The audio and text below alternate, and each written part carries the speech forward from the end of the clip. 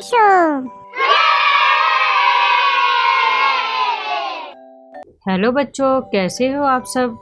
आज मैं आपको सुनाने जा रही हूँ एक मजेदार और सीख देने वाली कहानी जिसका नाम है भेड़िया आया। तो तैयार हो जाओ अपनी कल्पना की दुनिया में उड़ान भरने के लिए। एक समय की बात है, एक छोटे से गांव में एक नटखट लड़का रहता था जिसका नाम था राजू।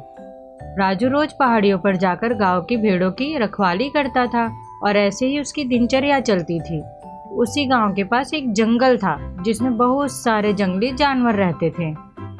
एक दिन राजू के दिमाग में एक आइडिया आया कि रोज रोज यही काम करके बोर हो गया हूँ। राजू को कुछ मस्ती करने की सूझी और वह जोर जोर से चिल्लाने लगा, बचाओ बचाओ, भेड़िया आया, भेड़िया आया। उसकी आवाज़ सुनते ही गांव वाले भागते हुए पहाड़ी पर आए, लाठी डंडे सब लेकर। गांव वाले, कहाँ है भेड़िया?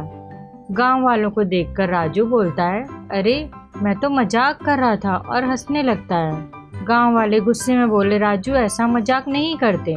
लेकिन कुछ दिन बाद फिर राजू बोर हो गया और फिर उसे शैतानी करने की सूझी और उसने दोबारा वही किया, बचाओ बचाओ, भेड़िया आया, भेड़िया आया। फिर से गांव वाले आए और फिर वही हंसी मजाक। फिर एक दिन राजू ने ये सारी घटना अपनी दादी से बताई।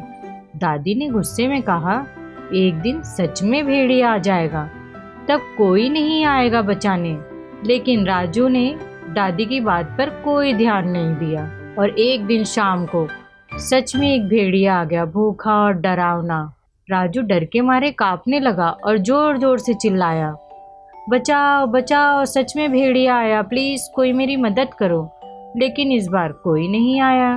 अगली सुबह जब पहाड़ी पर गांव वाले पहुंचते हैं, देखते हैं तो कुछ भेड़े गायब। इसके बाद राजू को अपनी गलती का एहसास हुआ और उसने गांव वालों से कहा, मुझे माफ कर दो, अब मैं कभी झूठ नहीं बोलूंगा।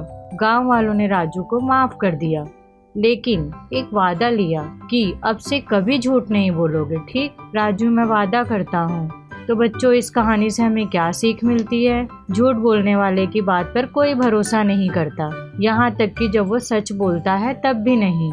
अगर आपको ये कहानी पसंद आई हो तो चैनल को सब्सक्राइब करिए और वीडियो को लाइक एंड शेयर करना मत भूलना।